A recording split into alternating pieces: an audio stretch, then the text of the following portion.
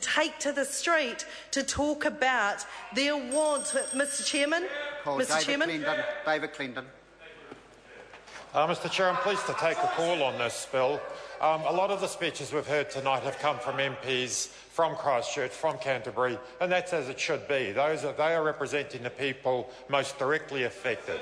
Nobody, however, must believe that this is just Christchurch's problem. This is not just Canterbury's problem.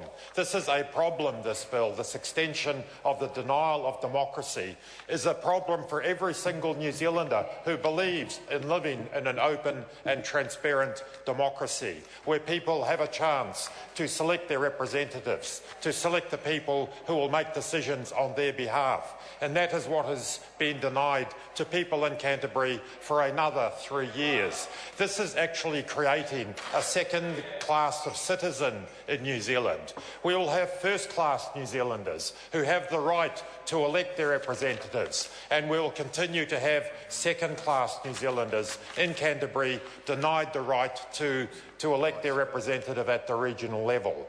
In a few months' time, I'll have the opportunity to vote for a mayor, for councillors, for regional councillors. That's a right that Cantabrians deserve as well as anybody else. Sir, I'm reminded, let's look at the chronology here.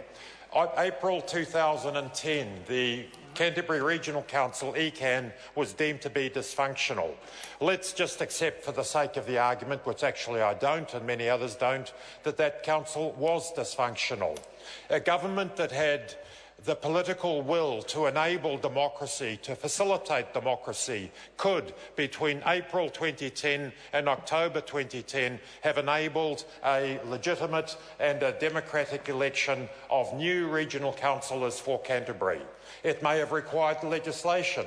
I'm not sure off the top of my head of the requirements in terms of closure of nomination, all of those things. However, I'm convinced that had the government of the day come to this House, if necessary, to pass special legislation to enable democracy in Canterbury in 2010, that would have happened. They could have elected a new regional council and they could have got on with the business of representing Cantabrians. We've heard from the government that the commissioners are doing a splendid job. It's the best thing since sliced bread, apparently.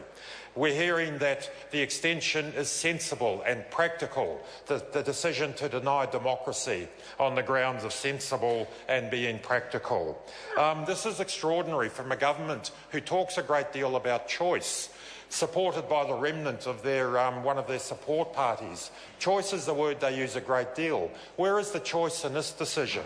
This is being imposed on people. Isn't it interesting, a former Labour-led government which occasionally made decisions to do things it believed in the best interests of people. From this side, from this party now in government, nanny state was their favourite commentary. Sorry to interrupt the honourable member. The time has come for me to report progress.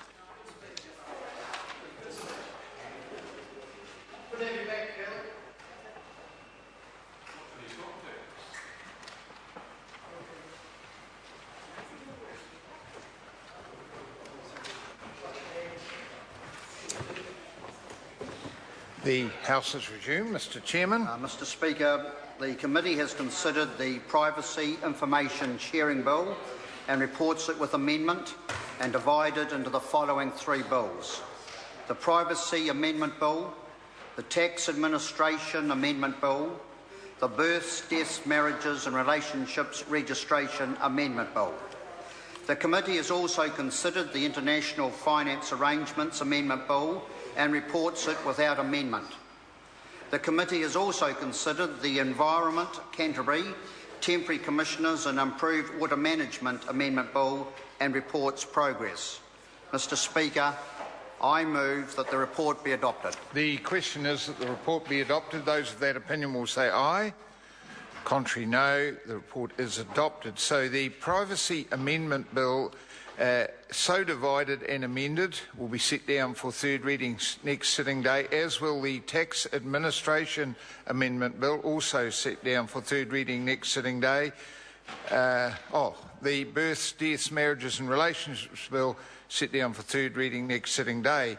and the International Finance Agreements Amendment Bill set down for third reading next sitting day, and the Environment Canterbury Temporary Commissioners and Improved Water Management Amendment Bill will be set down for further consideration next sitting day, and the House will stand adjourned until 2 p.m. tomorrow.